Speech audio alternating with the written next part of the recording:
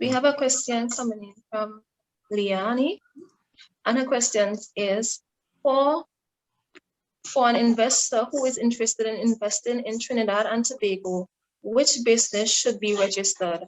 Also, what information would they need to register business in Trinidad and Tobago? Okay. Investors is a legal issue. Foreign investors is a legal issue for the Board and Revenue and Ministry of Finance, right? And that's a complicated matter. It's only on a case-by-case basis that we'll do a campaign on that area. But holistically, for investors and so on, normally you include them into the article association and that sort of thing in a proportionate share of the income of the investment within the firm, along with the partners and so on. It have a series of agreements that need to be established and that sort of thing, legal agreement, legally binding. It also needs to apply to the Board and Revenue as well as the Ministry of Finance, and to get the relative approvals and so on, if it's a foreign investor and that sort of thing coming into Trinidad or Tobago for investment purposes and so on. So it's a better process. So it will go on a case-by-case basis. Yeah, it depends on the actual nature of the resident, which country, and if it's a CARICOM nation, or if it's a part of non-CARICOM national.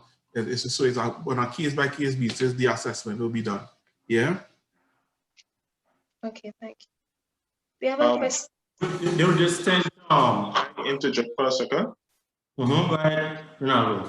Based on your response there, Kendall, what do you think about the ease of doing business in TNT relative to some of our next door neighbors and competitors? Ronaldo, this is a discussion I was having last week or so with Ms. Davison Celeste. And this is something, the ease of doing business within Trinidad and Tobago is pretty tough.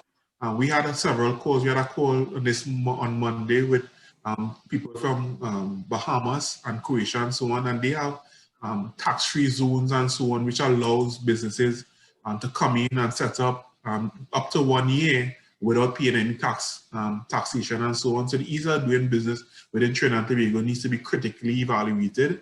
And because we should move away, in light of COVID-19, we should be moving away from the tourism economy and offering our services globally, because we have a skill set base in Trinidad and Tobago of highly technical professionals, and we should utilize the human resource capital that we currently have, as well as the natural resources, of course, and we move forward into 2022 and beyond. Yeah, so to answer your question in short form, ease of doing business is not as easy as we should expect. Yeah. Yeah. We have a question coming in from Mr. Belfon, and he's asking, what advice would you give to someone who has been operating for years without registering their business? We understand that many people are afraid of huge fines if they try to register, but what about tax amnesty? Okay, if you don't register, that means you have no commitment, right? It doesn't exist. You don't have no business. You're really hustling. I guess I would recommend you register and you put the correct framework in place. What I see, based on my experience, what I see, once someone has evaded taxes for a while and they haven't registered their business for some time, those are the most difficult people to work with, because they tend to try to bend the rules and so on. It's either you're going straight or you're going crooked, right? And if you expect to build a business that will feed yourself and your family for the future and generation to come, I would impose that the structure is set up correctly. When I pay high taxes, I'm happy because I know that my businesses continue moving, growing exponentially. But once you don't pay, your visibility on knowing how your business is doing and that sort of thing, because at that point in time, you don't want to know what's going on with your business. You know, you save money and you can spend it, and that's all your relation to. But that's when you're hurting yourself the most, right? You're paying more than saving. Yeah, so that's my train of thought, Ms. Fletcher, with regards to that question. Yeah.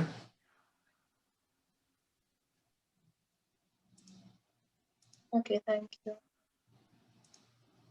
Is there any more questions? We have a pretty quiet session attendees this afternoon. Yeah.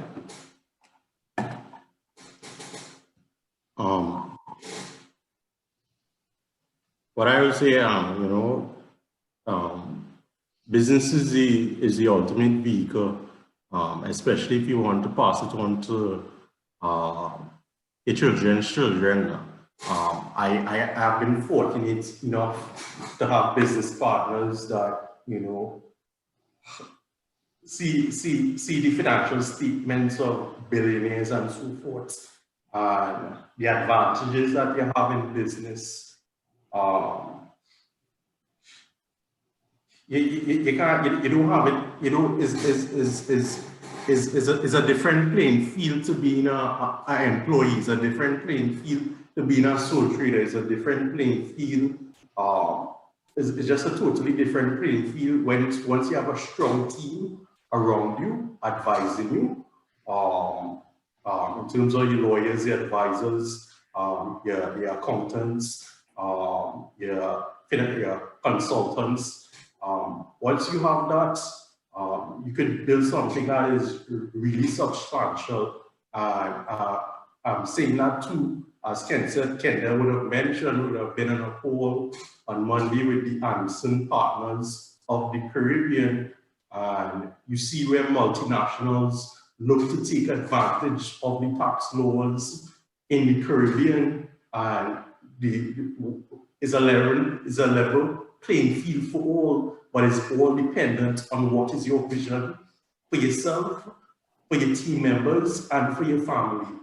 And yeah, it's all up to you, So, thanks for your time and attention.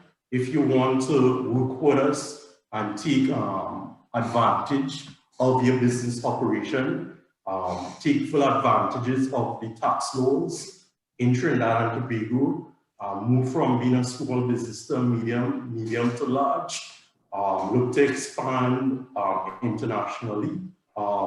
You could utilize our Anderson network, and you could give us a call or send us an email, or you could contact Ms. Belfort and Ms. Fletcher, and they would get back to us. If you guys appreciated the seminar this afternoon, you could also give us your comments and so on our Google Business. Oh yeah, I'll just Before we continue, can we just squeeze in one more question, please? Yeah, most certainly. Okay, so we're having a question from Mercedes, and she's asking, if a sole trader registered a business and then abandons it for some time, does he or she have to pay any tax or fines? For late filing, there's a late filing fee of $1,000. Yeah. 2,000 is a thousand every 6 months. 6 months. That's correct. What? Yes, so late filing. So most of the Tobagonians on the Zoom can appreciate that, and that the most affordable parcel of land you could probably buy now is 400,000 if you're lucky. So you're looking at 450, 500 plus, which is beyond the reach of many gainfully employed persons, which is quite sad. But it's a supply and demand issue that we still haven't rectified. But what I've found is that many of my clients who we assist in getting pre-qualified, they may have some unregistered side income from doing babysitting, from doing, pulling bull, quote unquote, what have you, some side income.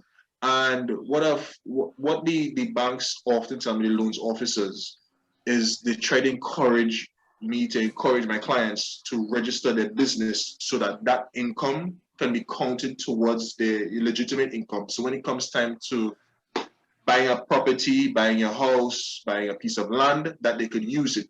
Otherwise, it's completely inaccessible to them. So you could be making $2,000, $3,000, $4,000, $5,000 a month on the side, but unless it goes through the proper channels, it really is of no benefit for you.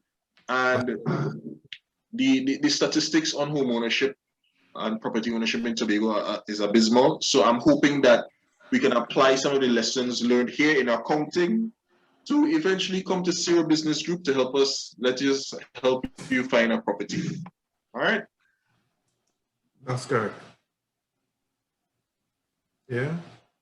Thanks, and do enjoy the rest of the evening. Okay. Bye-bye.